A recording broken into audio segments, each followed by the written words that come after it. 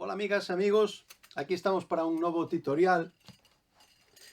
Eu case que lle chamaría tutorial fronteira, porque a partir de aquí deberíamos de empezar a ocuparnos de outra técnica fundamental para entender a pandeireta galega no contexto tradicional, que é todos os patróns que se tocan ao puño, todos os diferentes xeitos que hai de tocar o puño. Ademais é tremendamente interesante porque aquí sí que hai, digamos que unha riqueza extraordinaria. Probablemente sexa unha maneira de tocar máis arcaica, aínda que non pretendo eu facer ningún tipo de apostolado con iso, pero é probable que sexa unha maneira máis arcaica de tocar, porque eu tive unha oportunidade de estar con diferentes xeracións de tocadoras. As nais tocaban dunha maneira, moitas delas ao puño, e as fillas, por exemplo, xa tocaban coa man aberta. Eso no contexto da provincia da Coruña. Pero hai unha maneira de tocar moi peculiar en moitas zonas de Pontevedra, tamén en moitas zonas da Coruña, mesmo en moitas zonas de Ourense, non? Así que eu son dos que pensa que con respecto ao puño,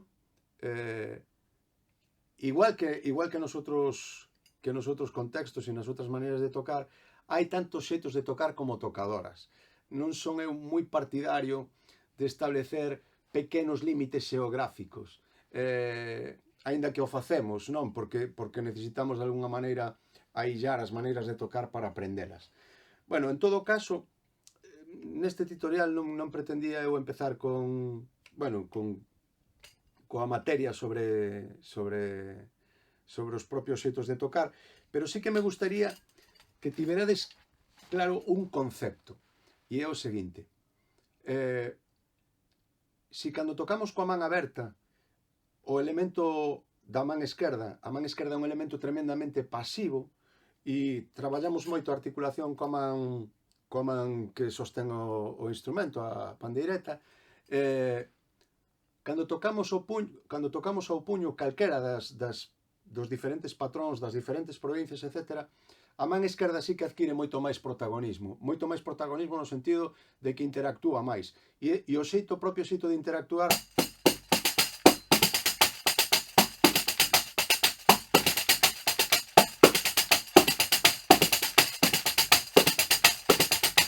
é o que vai conseguindo os diferentes patróns.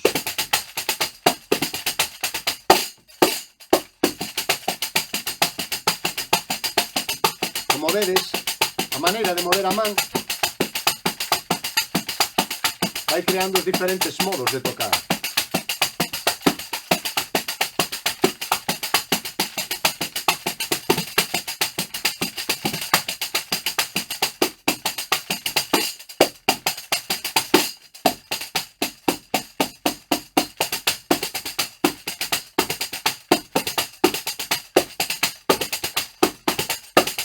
Incluso todas as acentuacións.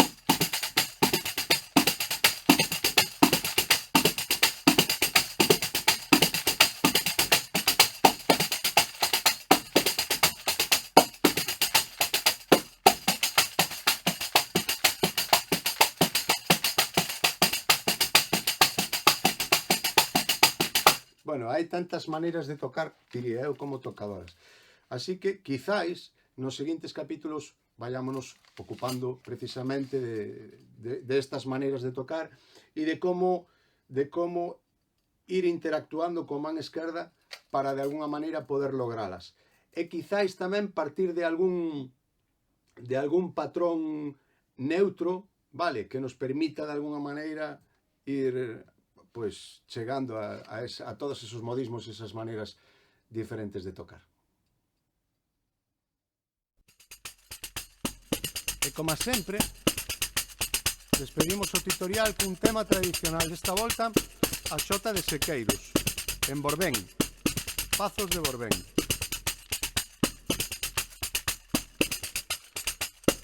Comezai, se o queres comezar, o que primeiro es comeza. primeiro ha de acabar, ai la la la la la la, ai la la la la la la la.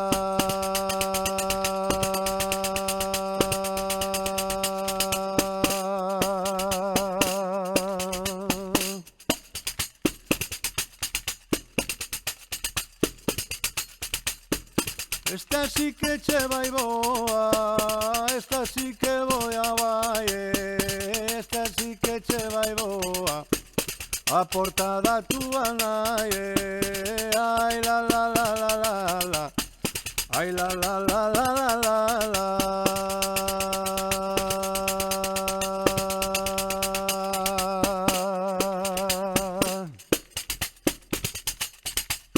E nada máis, amigas. Se vos gustou o vídeo, deixádenos por aí algún comentario. Eu marcho tocando. Tocadora do pandeiro, dalle máis unha pancada. Ai la la, ai la la, ai la la la la la.